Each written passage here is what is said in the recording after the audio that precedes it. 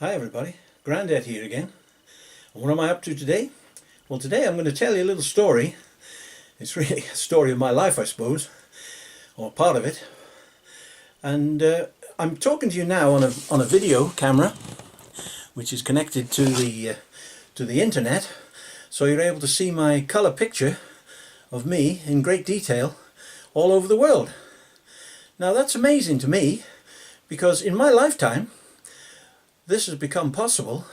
Was when I was a young boy and I first left school, the idea of sending colour photographs anywhere or even taking colour photographs was almost impossible. Now when I was a young boy, I left school at about 15, 16.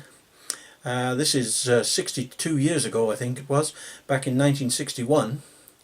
When I left school without any qualifications whatsoever, but by some strange means or other I managed to get a job at a local firm of photographers. Now this firm was in Shrewsbury, and I've got a picture of the actual frontage of this establishment. Now it's not a terribly good picture, but it's actually a picture taken when the Queen came to visit Shrewsbury many years ago. And if you look there, you can see on that picture very well. It's not easy to see, but if you look above the car, you can see there's a shop. And above that shop sign it says the West Midland Photo Services. And there's even someone taking a photograph through one of the windows there. I don't know whether you can see it. I hope you can, I hope it shows up. But that's where I got a job. Now, the job I got was only sort of an errand boy. I used to ride a bike around the shops in the chemist shops in the town, because back in the day taking photographs was very difficult. I mean, photographs nowadays are just snapped off by the hundred with phones and various cameras, and it's very easy. But back in the day, and I'll show you a camera here, which when I went to work for the West Midland Photo Services, this is the sort of cameras we used to use. Now it's a strange looking beast. It's got bellows and a lens at the front here, and to operate this camera was quite tricky. You had to open the lens at the front with this wheel, and then you had to open the shutter. Now the shutter was operated by this string, so you'd pull that string down and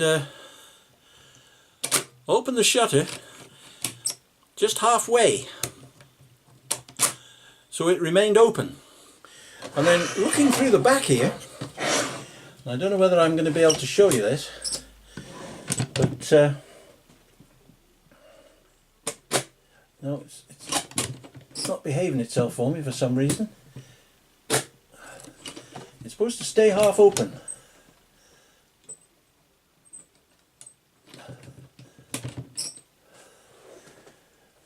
That's it. Now when the lens stayed open, through the back, if I bring this light down, you may be able to see that a picture appears on this screen at the back, on here, on this glass screen. Now by twiddling these knobs on the side, you could bring that picture, which is only a light in this case, into focus, so you could see the picture. Now when you'd done that, that was only half the problem. What you had to do was cover the whole thing up and take the back off like that, and then get one of these which held the actual negative, or the glass slide in this case. Glass slides were put inside this box and closed up, and then you had to slide it into the back of the camera like that, and when it was securely fastened in, you'd close the shutter again, set the stops on the lens, open this wooden door to expose the film to the light, and then open the trigger and take your picture. After you've taken the picture, you have to close it back up again, take out the slide, And these slides just held 2 films. So it was quite a complicated scheme of things just to take a picture with one of these very strange looking cameras. Now I used cameras just like that when I was working for the West Midland Photo Services, and to give you some idea what the negatives were like that worked in that box, I've got a small one here. That's what they call a half plate, but these are quarter plates and they're glass. These aren't the normal kind of negatives that you might see if you're familiar with negatives. These are actually glass plates covered with emulsion, which is actually silver chloride, I believe, or some sort of emulsion on there made out of silver, and that would be light sensitive. Now those fitted inside this box. As I say, this is a small one because it's only quarter of one of these bigger ones. That's half of one of these bigger ones. So this was a quarter plate, that was a half plate, and you could also get whole plates which were a lot bigger again. Now by the time that I went to work there, things had progressed a little bit and they were using negatives. Now you may be familiar with negatives that look a bit like this. This is a roll film negative out of a camera, and you see it's bendy, it's not made of solid stuff, but it's still got the emulsion on it on the one side, silver chloride, and it works in exactly the same way to produce a photograph using a camera very similar to that one. This was a little bit more advanced, so it was a much smaller camera, and you could actually take 12 of these on a film.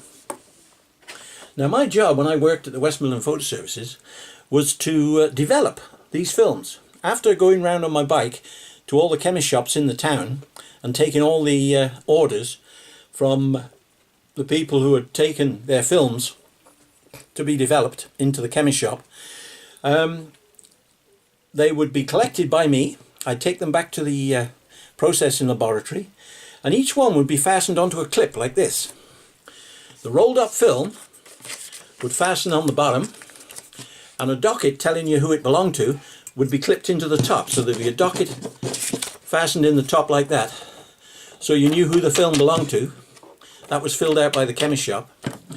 And once you got into the dark room, because you couldn't do it in the daylight obviously, you would undo the negatives from the film and connect it onto the bottom end of the negative like that. Then on the bottom, and there was 12 of these photographs, and so they were long ribbons of film, you'd connect a weight on the bottom, so they looked a little bit like that. Now these would hang on rods, and I've got a rod here. It's an original rod, but I've bent it into a different shape just to because I used it for something else. But this was the rods, and you get 3 films on a rod. I can only get 1 on here or 2, but I've got lots of these. And then you would lower it into a tank of developer, and it would stay in there for 5 or 10 minutes, and then when it was ready you'd pull it out and have a look at it by the safe light in the dark room, and if it was developed enough you would put it through a wash to wash off the developing chemical, and then put it into a fixing chemical to fix the actual silver chloride onto the negative, and then you'd put it through a wash again to wash out all the chemicals. And that's how you would produce a negative. Now, this was a commercial and industrial photographers that I work for, so this is the sort of films that ordinary people would be taking. But in the commercial line, which I was in, they would take bigger pictures. So this is a picture I took of the clock tower in Shrewsbury being built. And I don't know how easy you're going to see this, but if you look on there, there's a building and a large crane by the side of it, and it's all covered in scaffolding. And if ever you ever visit Shrewsbury, you'll see there's a large clock tower right in the middle of the town in the market hall. Well, this was when it was being built back in the 60s, and I took this photograph when I was at the West Midland Photo Services using a camera which we called a Press 5x4, because this negative measures 5 inches by 4 inches. So it was a Press 5x4, and you may have seen those sort of cameras being used by press photographers back on old films that you may have seen. And this actually is a picture of me taking a picture with a Press 5x4 when I was about 17, 16 years old. So that's me with a Press 5x4 on a tripod, taking a picture very similar to that one I've just showed you. I looked very much more handsome in those days and a lot younger, because I was only about 16 when they took that picture of me taking a picture. And it's actually interesting enough, that picture is taken on the top of the Shrewsbury column, and it's a picture of the Shire Hall being built, because we had to do progress reports for the builders so that they knew what was going on the building site, because they were miles away in their offices. So we used to go and take pictures every month of the progress. They would call them progress reports, and that is actually me on the top of this column. I thought I'd show you this. If you look, you can see there's the column that I was actually standing on. You can see the railings round there, and that's the column in Shrewsbury. In fact, it's one of the tallest columns in England, and I was at the top of that column taking photographs of the I'll just show you again in case you missed it. See the railings going round? That's me on the top of the column taking that photograph. So that was my early years. Now, while I was at the West Midland Photo Services, there came a new sort of invention, if you like, a much more advanced way of developing films. Rather than using them on these rods that I used to start with, just 3 at a time hanging by these clips, they invented a machine that would do it automatically. They were progressing. I mean, the process was still the same, but the machinery was better. Now, this machinery was so advanced and so new that when they fitted it at the West Midland Photo Services, they made a film about it. Now, I've got here some pictures of me, once again, in the darkroom, operating this machine. Now, if you look at this picture, there's me in my white coat, looking very professional, and very well turned out, really, because it was for a film. And these are some stills that they gave me from the film. And if you see, there's a large cupboard there.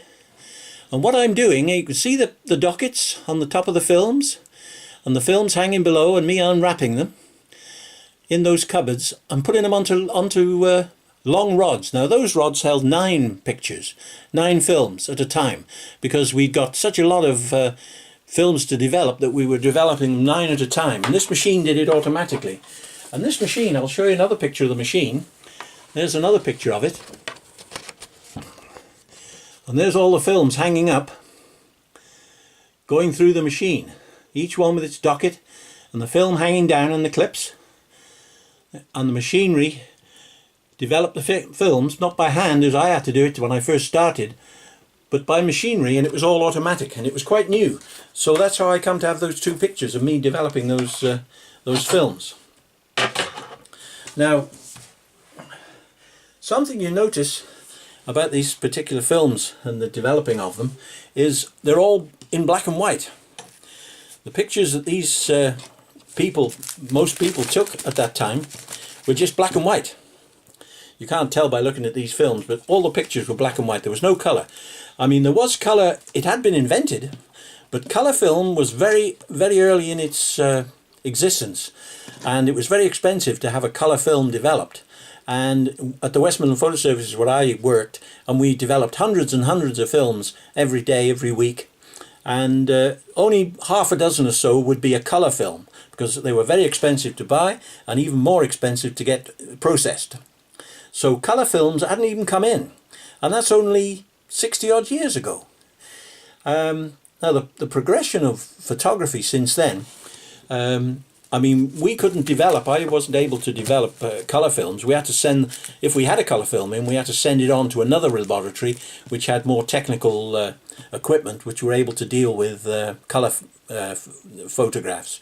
But of course, as things progressed very fast, really, like technology progresses really quickly, and they were able to produce colour films, and therefore cameras became smaller, faster, and they got films that were 35mm. You've probably heard of a 35mm film, and cine films, and but for a long time they were only just black and white. Later on they had colour ones, and it got even better. But nowadays, of course, everything is done in colour, and it's instant. You can do movies. I mean, I'm amazed really that I'm able to talk to you through this medium of photography, which I've always been interested in, and I've took an awful lot of photographs over the years, my family and various places I've visited. So photography has always been an interest of mine, and I thought I'd do this little video just explaining, and you know, so that you appreciate how easy it is to make films and take photographs and make videos and put them up onto YouTube and enjoy them in a way that to me is absolutely amazing, really, because I wasn't able to do this in my lifetime. I never thought that this would ever come to be, that you could produce a film within seconds, really, and pass it on to someone else so that they could enjoy and look at it. And I find it really fascinating, and I hope you do too. I've enjoyed telling you a little bit about my life as a photographer. I've always been interested in it, and it just goes to show you how things progress in the world, and you can get stuff done that was almost impossible back in the day.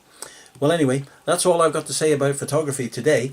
I may do another video on this if anyone's interested in it, but we'll see how we get on. But I'll, as usual, it's Grandad signing off and saying goodbye now. Bye-bye.